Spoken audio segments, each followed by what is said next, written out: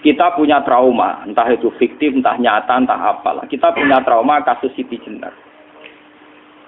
Orang yang mendalami la ilaha illallah secara intensif, ya, entah itu disebut kalimat sodo, bosuluk, boseloko, mbah kono pokoknya. Orang yang memahami la ilaha illallah secara intensif, itu pasti menuju ilmu hakikat. Dan menuju ilmu hakikat pasti ngalami hakikat yang khoyali. Ini rungokno tenan iki. Hakikat yang nopo? Khoyali. Dan hakikat yang khoyali ini mulai menipu. Ya, kalau sudah begitu ruwet, misalnya ngeten nggih. Ketika kula maca nggih diskusi ini utai perdebatannya kali jago mbek Siti Jenar. Saat itu ada Sunan Bonang juga. Kamu sujud pakai apa kali jaga? Ya pakai jasad. Dari Siti Jenar. Daging kamu itu hanya onggokan daging. Nanti itu jadi bangkai. Dan setelah jadi bangkai itu habis. Kamu nanti ditulis Tuhan tidak termasuk yang sujud. Kebuat yang mbok sujud itu bentek. Mikir kan juga. Rugi ke sujud be bathuk be tangan. Jasad tem sampean iku entek. Ora ana sing crita kowe nak sujud mergo jasad itu mbok sampean dadi bang. Lah nek ngono sujud ning hakikat ora usah bathuk, ora usah tangan, ora usah sikil, yo rohem iku lho kon sujud be pangeran. Nak sujud be fisik ku rugi wong fisik sampean. Mikir kali. Wong bolak-balik kali Joko mantan wali preman terus jadi debat pusing. Siti Jenar tahu belajar tahu meneng Irak. Yang jelas yang mulang gak satem ora menangi. Wah, uang ini menjadi perdebatan. Sehingga keyakinannya kayak Siti Jenar, la ilaha illallah itu ya wahdatul wujud itu, innalillahi wa inna ilaihi. Selama ini kalau orang syariat misalnya, orang syariat itu kalau ada orang mati, misalnya Kak Ruhin mati, ini aku kan muni innalillahi wa inna ilaihi raji'un, saiki Ruhin wis mati. Mati itu balik ning penge. Itu cara wong hakikat kan salah besar. Orang mati itu tidak ada. Cara ilmu hakikat dan orang mati itu tidak ada. Roh ini tersiksa di alam fisik. Jadi ruh ini tersiksa di alam fisik. Karena ketemu ning jasate ruh. Tersiksa dulu. Akhirnya apa mangane kudu kerja piring Jepang tersiksa roh. Asal roti mau tersiksa. Misalnya kiai pemangan adalah kudu pidato 2 jam bareng tersiksa. Roh kenapa? Tersiksa. Mergo roh ora butuh mangan, ora butuh ngombe, tapi gara-gara melok fisik. Paham ya? Lho itu nanti ilmu kenawarai ya bener. Lah kula boten. Sampeyan betul lho guru waras maksudnya nggih. Artinya waras secara akademik karena ada referensi, ada marojek nggih. Waras secara hakikat. Kula niku umpama rasake sampeyan wis ilmu hakikat. Artinya saya juga ngalami ilmu hakikat. Lan ketika sing aran hikam wong ora tau muka safar ora usah dadi ulama. Wis entah sekian detik ulama itu harus pernah muka safar. Biar merasakan ilmu napa? Ada. Tapi ilmu hakikat itu bisa dilogikakan sebelum sampean sampai secara musyahadah. Paling enggak bisa sampai secara logika. Manusia itu mulai Nabi Adam sampai sekarang itu kan punya roh dan roh itu tidak makhluk. Ya, roh itu tidak makhluk. Ketika roh itu diletakkan di jasad dia itu tersiksa. Karena ketika dia ke jasad fisik itu namanya mengalami keterpisahan dengan yang abadi. Dia ini ning jasad fisik tersiksa. Karena dia harus di alam yang kasat mata, alam mulki. Tersiksa. Ketika dia tersiksa, melok ruhin, akhirnya dia mangane kangelan, akhirnya lesu mangan. Padahal roh gak butuh mangan, perlu dicatat roh gak butuh. Ya ora butuh gunung kidul barang, kan roh ora butuh rabi. Paham kan? Ya ora butuh putus cinta, ora butuh pegatan, ora butuh macam-macam. Paham? Tapi karena dia nemplek jasad sing butuh mangan, butuh rabi, butuh wedoan macam-macam. Akhirnya roh tersiksa. Suatu saat kalau roh ini dalam bahasa manusia mati, ini dalam bahasa manusia mati. Ini hakikatnya roh itu tidak mati, dia kembali ke habitatnya. Ini disebut innalillah. Kita ini dari awal ya dengan Allah. Wa inna ilaihi juga kemudian nanti kita pasti kembali ke Allah. Dan itu diyakini betul oleh orang wahdatul wujud. Jadi kalau roh mati itu ya tidak ada mati. Roh sekarang itu kembali karena sudah lama mengalami keterpisahan mergo melok fisik-fisik dak ono kerja dasinan, ono nggo proposal lan ruwet to roh ku melok.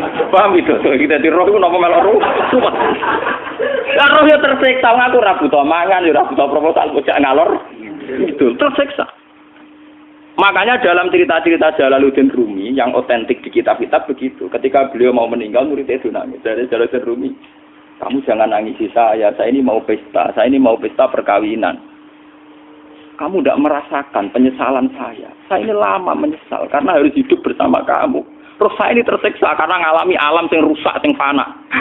Alam yang fana. Harusnya roh saya itu di alam abadi, bukan di sini. Maka jangan tangisi kematian saya. Kematian saya adalah kembalinya roh ke habitatnya. Semenjak itu kematian dianggap malam perkawinan. Karena roh kembali. Walhasil nguniku cara ilmu tasawuf bahasa Arab jenenge wahdatul wujud. Kena Jawa, Yogyakarta, Solo, Keadaan jenenge manunggaling kawula. Mergo sing rawan ngono rugen. Pak iki tak terangno detail. Jadi batuk mesti iki buku sujud kan. Iku sampeyan ilang. Dadi seksine ora ono cara teorine sinten Siti. Rugi kowe. Wis jadi ya gendor. Pak kali coba mantan preman jak debat terus kowe ora ngono mbok terus tak pateni kowe. Lah debat ini biar ra iso. Premane kumat. Ya ta preman jak debat ilmi. Ngono ku model. Kali Joko yo ora salah. Dise sing dina Umar nggih ngoten. Umar sahabat top. Lah sik debat atau milih patenane ya Rasulullah. Gak iso dene ilmiah. Mantar preman pasar rukat terus dadi sahabat top. Debat yang milih mate. Ada wonten cerita wong Yahudi njaluk keputusan Nabi. Bareng wis diputusno Nabi cek mamang. Ndak tenang keputusane ngono dalam sengketa duniawi. Bariku takok ya Ali. Ya Ali, aku mau sowan ning Nabi Muhammad. Dikai keputusan tapi mamang cara kowe pilih. Sampai Ali dikai keputusan persis kanjeng Nabi. Cek mamang meneh takok Umar. Takok Umar aku mau sing Muhammad, ning Ali dikai keputusan kok mamang, Mar. Cara kowe piye? Urusan dunya. Enteni iki. Entah dia melepuh buat apa? Uang diputus Nabi ora marah. Buat mati. Gawe. Mereka mantan apa? Cara mantan intelektual atau intelektual kan ya wajar wong Yahudi kok percaya Nabi. Ya, kan bareng cara Ali ya sederhana. Gak percaya wis kandhani. Ora mesti cara Ali tenan. Lah ora bapatene. Ya wajar wong Yahudi kok percaya Nabi, nek percaya ora situ Yahudi Muslim. Lah Ali situ Gus Dur. Lah nek Gus Dur beda piye tenang. Ali nyen ngoten watake ngoten. Nasibe padha. Ali itu ilmuwan yang jadi presiden gak sukses. Sing niru nggih Gus Dur. Mergo ning dinggo nek wong pinter mimpin ra sukses. Wong pinter gampang maklumi. Lah misalnya kita jadi kiai wong pinter. Kaya santri ini pacaran. Maksud itu jangan asli cawe itu. Wah ruwet. Terus malah dalil zinalina subuh syahwat minan. Piye pondok tanpa pelaturan. Paham ya? Ruwet tau? Mana jogeman, dia itu teman-teman itu jogeman. Jadi biasa, wae ono syariate sithik-sithik. Sing kamane ono santri pacaran tersinggung, ono santri nakal tersinggung. Sing ono rasane lha donya ono napa? Jadi nak meguru kula nu urusan ilmu semi hakikat. Mon gitu. Sehingga kayak Siti Jenar, cara pandang Siti Jenar itu masuk betul ning gone pemikiran para santrinya. Kados Ki Ageng Pengging, siapa masuk betul karena masuk akal. Cara mereka napa? Betapa tidak ada artinya fisik ini. Nah, kalau semua fisik ini tidak ada artinya, kemudian yang ada artinya itu roh, perjalanan apa? Perjalanan roh, sehingga diartikan inna lillah wa inna ilaihi raji'un. Inna sholati wa nusuki wa mahyaya wa mamati ku lillah. Lah kemudian sekarang sampean tak tanya misalnya, ini latihan ilmu hakikat. Wa mahyaya lan penguripan ingsun. Kalau ingsun itu artinya fisik atau jasad, itu keliru besar karena jasad tidak pernah hidup. Yang hidup itu roh. Paham ya? Sekarang artinya wama mati itu apa? Kematian ingsun. Kalau roh itu tidak pernah mati, berarti kematian roh adalah keterpisahan dengan yang agung atau yang abadi. Dan semuanya itu lillahi rabbil alamin. Sehingga mereka mengatakan kematian itu satu pesta. Mengenai kasus Bilal ditakoki, ya Bilal, ketika murid-muridnya nangis bergape mati, Bilal dia seneng aja.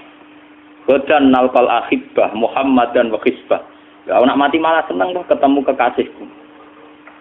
Sebab itu kematian tidak pernah jadi problem bagi mereka sing soleh, sing menembus ilmu hakikat.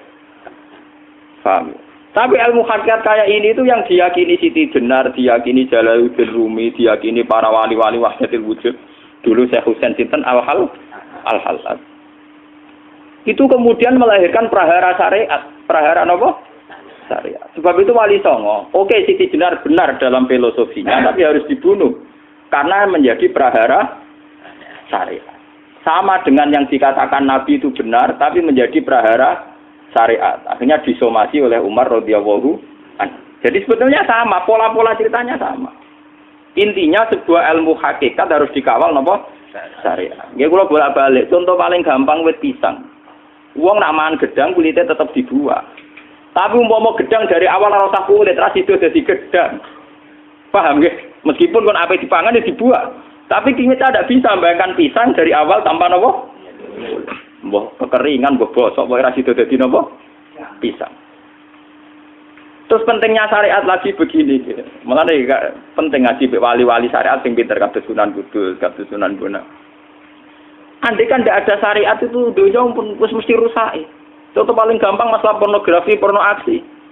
Jadi jenengan ada omongi ngono ibu ngakak-ngakak deh. Dari pangeran wis pirsa, kowe nek klambi pangeran ora tem ora ya ora usah klambenan. Wong ora ana gunane. Kalau yang paling penting ku nazarullah, kenapa kowe klambenan barang? Wong kowe klambenan ora pangeran tetep pirsa. Nyatane si Jenar nak mulang nggih coba klambenan nang intine napa? Dinya ada nabi Sunan Bonang. Nah, aku percaya kabeh nazarullah ora usah napa?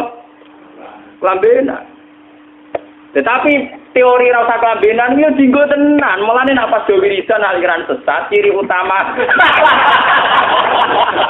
Kira klambenan tenan. Lah ruwet to. Lho iki tenan iki cerita. Iki pentingnya ngaji nggih. Ben sampean ngerti variasi riwayat kemudian kita orang syariat harus kayak apa, kemudian kenapa menjadi aliran wahdatil wujud. Nah terus kita-kita ini kan orang syariat. Memang kelemahan orang syariat itu akeh kok sampean-sampean. Siji mesti ra kramat. Modele ora di dhuwit ya bingung. Ruwet. Urip wong syariat lho apa? Dineng bojo wedi, dineng tangga wedi, pengaruhe menurun. Pancen orang syariat itu banyak kriminal tauhidnya itu memang jelas. Malah kiai-kiai fikih nak ketemu kiai-kiai sing setengah jaza wedi mergo iso nebak atine. Ndekne meriang langsung. Sing kiai ora tau salat keramat padahal ngambungan wong. Sing dina salat pas waktu kok ora tau keramat. Wong ape buah utang tanggane keramat apane? Sing kono ngawur-ngawur sowan pirang. Meriang oleh wong syariat ngadepi wong hakikat napa? Mulane jogeman ge dadi wong syariat sing ngene iku bahaya. Nah kula mboten ngarah. Sampai dadi wong syariat sing ra keramat. Bahaya sekali itu bagi perjalanan agama. Kalau sering ketemu kiai-kiai yang terkenal keramat di Juwaduk tiang-tiang hakikat. Si tantang kanca-kanca kula wani, nah tantang aku tetep rawani kok. Mikir deh. Karena orang yang sama-sama ke jalur hakikat tetap punya alamat, tetap wonten simahum fi wujhi min asaris sujud. Cara pandangnya mesti sama. Kalau nanti ketemu murid, ya artinya yang ikut aliran Siti Jenar, dia ada sholat, ada apa, hidup di satu tempat gitu. Padahal dia bisa baca ihya. Dulu pernah mondok di Mekah, pernah di Irak. Itu ya meresahkan para kiai. Kemudian sebagian mereka minta saya suruh ketemu. Ya walhasil kalau ketemu. Ketemu pertama ya.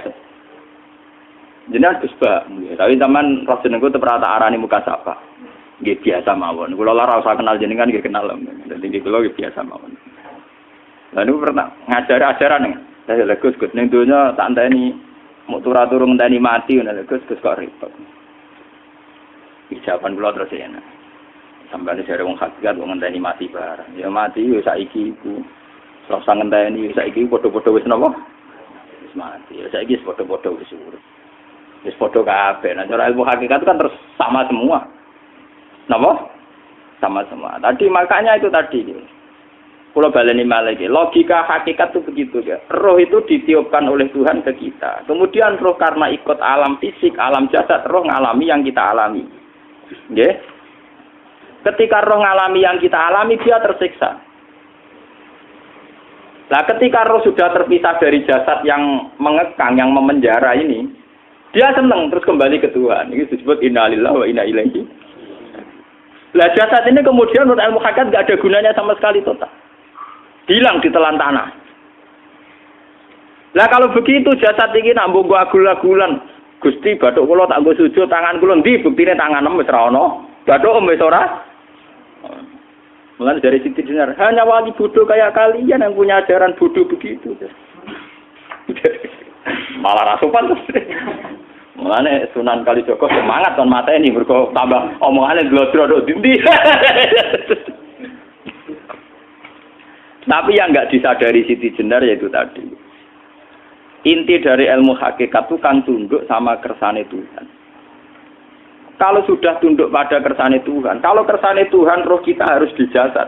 Dan wujud jasad kita ini juga karena kehendak Tuhan. Kenapa yang wujudnya jasad yang karena kehendak Tuhan engkau ingkari? Sementara wujudnya roh tidak kamu ingkari. Toh wujudnya jasad ya bi iradatillah wa bi masyiatillah. Wujudnya roh ya bi wujudit bi masyiatillah wa ira. Harusnya fungsi jasad juga harus kamu akui toh Siti Jenar. Wong sekarang kita punya jasad ya bukan karena kita, karena kehendak Allah. Kenapa kamu ingkari? Berarti kamu mengingkari kehendak meneng Siti Jenar.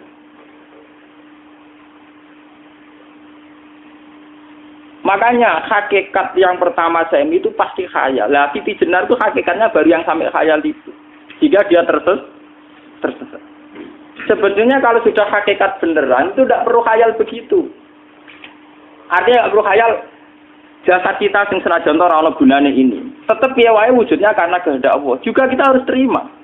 Apapun kekurangannya, apapun kenaifannya, ironisnya harus kita terima. Ini sebagai bentuk penerimaan kita pada masyiatil. Begitu juga keadaan roh kita sebagai penerimaan atas masyiatil. Meskipun ada teori-teori roh yang lebih valid. Lebih valid misalnya begini. Kanjeng Nabi itu suatu saat ininya terputus karena perang Uhud. Itu Kanjeng Nabi dolanan drijine ini. Napa cara napa jari jemari ini Nabi putus. Iki dolanan. Jadi Nabi sendiri kadang sering ngajarkan ilmu hakikat. Hal laki illa usbun udmiyat wa fi sabilillahi ma la fi. Kowe ora trimo fisik, bentuk fisik jari jemari sing ditetir berdarah. Tapi nak kowe wis fi sabilillah ayo wis balik ning habitatem. Sehingga kenapa para sahabat itu ketika dicincang, ketika putus tangannya, putus kakinya. Sahabat yang usul ke ilmu hakikat itu malah senang. Karena jasad kita ini kan ila sabilillah menuju jalan Tuhan. Sekali dia sudah terluka fisabilillah itu sudah menemukan formatnya. Cara teori Cina sudah menemukan formasinya. Paham gitu? Orang kok malah ngeluh itu berarti goblok. Paham no? Paham kenapa? Jadi, makanya Nabi ngertikan, ya itu sudah. Itu sudah ketemu formatnya. Ketika rohnya para syuhada nanti kembali ke Tuhan, ya ketemu formatnya lagi. Itu disebut wala taqulu lima yuqtalu fi sabilillahi amma. Dia tidak mati sesuai formasi awal, yaitu roh kembali ke Tuhan dan jasad ikut mengawal. Nah itu Nabi kadang ya pakai ilmu hakikat begitu. Mulane kula bolak-balik matur, kula niku nggih mulai umur 20 tahun napa pinten. Kula asline nggih gadah penyakit dan ekstrim penyakit saya. Sampai saat ini kalau nak ngobatno ndak lebih 50%, karena saya tetap berpikir. Misalnya cara syariat kan berobat, tapi cara hakikat apa betul keberadaan saya di alam ini penting. Sehingga aku kepengen urip tak bela-belani ngantek ratusan juta. Jangan-jangan penting mati ku timbang uripku. Lah nak ngono lha apa tak bela-belani? Entek ratusan juta. Jadi misalnya kita berobat ya mau, ya dari Nabi kan berobat ya berobat. Pokoknya kita Islam masih mau gerutu kadang orang paham. Sekali kamu mengamati dengan sisi hakikat, coba sekarang sampean pikir, coba sekarang nggak pakai logika hakikat, pakai logika syariat saja. Saya ini misalnya asetnya 10 juta, misalnya, saya punya aset 10 juta. Tapi misalnya aku rugi nawan atau dipengaruhi di masa depan sama kayak kulo kan soalnya cara teori di masa. Misalnya kulo ruhin, artinya kere di duit 10 juta aset. Tujuan saya sembuh kan supaya aku iso sembuh sehat, engkau iso kerja untuk anak. Tapi karena saya sakit nanti operasi tidak 10 juta. Operasi tidak 10 juta. Wong aku repair mesti iso marisi anak. Apa meneh nek 10 juta tak ada gue berobat malah jelas ra iso marisi. Lah nak ngono penting matiku ya dibang 10 juta. Karwan iso diwaris langsung. Sementara anak aku mari dibiayai 10 juta, rong mesti mari 10 juta mesti entek. Artinya tidak ada jaminan kalau berobat itu secara visi ke depan lebih baik. Soalnya malah ngentekno donya nggak jelas akibat positifnya. Misalnya tetap lumpuh duwe teori loh. Bapak artinya apa? Teori hakikat tetap lebih benar bahwa hidup itu tidak ada artinya. Semua itu tidak ada artinya. Berobat apa enggak berobat semuanya tidak ada arti. Teori loh gini. Sehingga kalau kita tengah-tengah aja tengah-tengah. Kasus kula misalnya lara nggih berobat. Gusti separuh kalau ngelakoni syariat, tapi sebagai kalau ulama kekeh, separuh kalau lakoni apa? Jadi kalau tetap buatan ngarah obat 100%. Tapi orang ngarah berobat, orang kalau tiang apa? Syariat. Tapi memang faktanya itu begitu. Cara Kanjeng Nabi kadang Kanjeng Nabi berobat. Kadang Kanjeng Nabi wis nikine tercincang dige guyon. Wah lagi illa usbuun udwiyat. Ora mbok driji sing gak melok-melok. Nah, bukti bahwa jasadnya begitu tidak penting. Kayak Sayyid Hamzah. Menurut Sayyid Hamzah nganggep wahyu bentone ra karuan. Kalau teori Siti Jenar itu benar, teori Jalaluddin Rumi benar teorinya lho, ora kok ora salate lho nggih, maksud kok nang anut ra salate. Benar cara analisis roh. Ketika Sayyid Hamzah dinyatakan mati oleh manusia, oleh hukum manusia dinyatakan mati karena dia sudah tidak bergerak. Dalam teori hakikat kan rohnya Sayyid Hamzah sudah fi khawasili tuyurin khudrin. Rohnya sudah diambil Tuhan. Tidak mati, paham ya? Ketika rohnya Sayyid Hamzah sudah diambil, jasad ini sudah tidak punya rasa. Sekarang secara syariat kasat mata kita tahu, wong jasad nak diinfus, di sayat-sayat dioperasi ora kroso. Apa meneh saiki ruhe wis bisa. Lah ya jasad itu cek gampange, dioperasi dibius saja terus tidak kerasa. Apalagi rohnya sudah diambil. Lah saiki bayangkan ketika Sayyid Hamzah itu sudah di atas, ini kira-kira dulu wahsi rak wong bentuk. Lho wong kok baca igabus. Ketika jasad benar-benar tidak penting, kemudian jasadnya Sayyid Hamzah kan dicincang oleh wahsi. Ketika rohnya sudah diambil kan Hamzah tidak merasakan. Berarti Sayyid Hamzah guyu-guyu wahsi. Wahsi cek bentuk nih gabus dicincang. Paham ya? Lho niki tenan. Artinya ketika pandangan manusia iba kepada Sayyid Hamzah karena dicincang, dimutilasi oleh wahsi. Wahsi tidak mengalami Pak Sinten, Sayyid Hamzah tidak mengalami apa-apa karena rohnya sudah bersama Tuhan. Dan iso wae Sayyid Hamzah malah guyu-guyu wahsi. Cek goblok gabus kok dicincang. Lah nak ngono rak mirip, makanya dalam hal ini itu dalam teori roh itu sebetulnya Siti Jenar tidak sesat dalam teori roh. Tapi jangan katakan itu penemuannya Siti Jenar. Siti Jenar itu terlambat. Sebelum itu ada Husain Al-Khallas. Sebelum itu ada Jalaluddin Rumi. Sebelum itu juga ada sahabat, ada nabi. Cuma cara aplikasinya Siti Jenar melenceng. Jadi jangan katakan kok tak kampus-kampus. Itu pendapat Siti Jenar itu malah goblok meneng. Siti Jenar itu sanut, paham? Nggih maksud apa? Wis sanut. Nah, teori yang sama terjadi pada Yesus Kristus. Ketika Yesus misalnya secara lahir dicincang, dimutilasi, diapakan oleh orang Yahudi. Sebetulnya rohnya dia sudah bersama Tuhan, kembali ke Tuhan Bapa, nah cara Kristen. Nah cara Islam ya balik ning pangeran. Andaikan itu iya, itu ya tidak ada masalah karena hakikatnya dia tidak dicincang, tidak dibunuh. Andaikan iya, tentu menurut Islam yang dibunuh Yudas atau siapa itu yang masuk bialah. Tapi sama sebetulnya teorinya sama. Kalaupun iya tidak ada masalah. Oke, kalau misalnya Nabi Isa karena ada kontroversi menyangkut dia atau Yudas. Sekarang yang Zakaria dan ya. Zakaria itu dicincang betul oleh orang Yahudi, matinya dimutilasi. Tapi dia tidak apa-apa. Karena ketika beliau dicincang, rohnya sudah diambil. Ini rungono tenan kan. Ben kira untuk kendel mati paham kan ya. Dadi maksudnya niku kula ajari nak mati itu tidak problem nggih. Niki kalau urip wedi lho.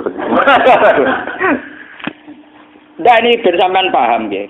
Kaitan la ilaha illallah ini nanti semuanya sama kaitan sama apa? La ilaha illallah. Ini nanti ujungnya sama dengan la ilaha illallah. Begitu juga seterusnya. Misalnya Yahya kalian sinten? Zakaria. Ketika Tuhan ditanya, jadi tenggene alam malakut pangeran ditakok, ya Allah, Yahya dan Zakaria itu kan hamba pilihan engkau. Ketika dicincang kok jenengan biarkan. Endi Yahya Zakaria dicincang? Aku iku ora goblok jare pangeran. Sedurunge dekne dicincang jasate ruhe tak jupuk. Dadi dekne ora krasa blas. Begitu juga ning tafsir-tafsir sampean lihat wa Maryama Sayyidah Maryam yang istrinya Fir'aun. Itu kan dia iman sama Nabi Musa. Asiyah, ya. Asiyah imro'ati apa? Fir'aun. Asiyah imro'ati Fir'aun, ya. Itu kan dihukum oleh Fir'aun. Ketika mau ditumpahi apa? Batu besar. Iku Allah ketika di pangeran, ya malaikal mauti, cepat ambil rohnya sebelum dihunjami batu besar. Terus rohnya diambil. Sebab itu dalam hukum Tuhan, Tuhan itu tidak merasa bahwa Tuhan membiarkan Asiyah, membiarkan Hamzah, membiarkan Yahya, membiarkan Zakaria. Dalam hukum Tuhan, semua orang ini roh-roh terhormat. Akhirnya nak anggo teori iki sing nyincang malah goblok, wong gabus goblok cincang ngono lho. Dadi nak anggo teori iki malah berbalik, sing goblok sing nyincang. Paham ya? Yo ora kok sesuai sampean kiaskan saja. Wong dibius wae disayat-sayat gak krasa. Kaya apa nak ruhe bener-bener wis tercabut terpisah. Rasane ning ndi? Iku sing disebut wala taqulu limayuk talu fi sabilillah napa? Lah kemudian roh ini kemana? Nah, roh itu sudah menyatu dengan kalimat tauhid. Mesti roh itu bersaksi la ilaha illallah. Itu sing disebut ning alam roh ketika Allah tanya alastu bi rabbikum mesti qalu bala. Mesti mereka jawabnya apa? Bala. Karena alam roh tentu lebih mudah bersaksi akan keberhadiran dan keeksistensi Tuhan Allah Subhanahu wa taala. Paham ya ini zaman penting. Nah, ketika kalimat tauhid sudah menyatu kayak begini, itu mesti kalimat tauhid sing mesti langsung untuk swarga. Itu dimaksud Nabi mustaiqinan biha qalbu mukhlishon biha qalbu. Ati itu qalbu kan nggak bisa kamu artikan jantung atau liver kayak teori modern sekarang. Misalnya qalbun itu apa? Jadi kiai qalbun itu jantung. Nah ngono beda mek liver. Lah liver apa kabidun niku akal-akalan aja padha ora paham. Bahasa kolbun, fikrun, aklun itu sesuatu yang misteri. Roh ini kemudian dengan kalimat tauhid sudah menyatu disebut mukhlishon biha kolbu. Ada tingkat kemurnian hubungan roh dengan kalimat tauhid. Lah kalau begitu pasti dakhalal jannah. Karena tidak mungkin kalimat tauhid kok di neraka.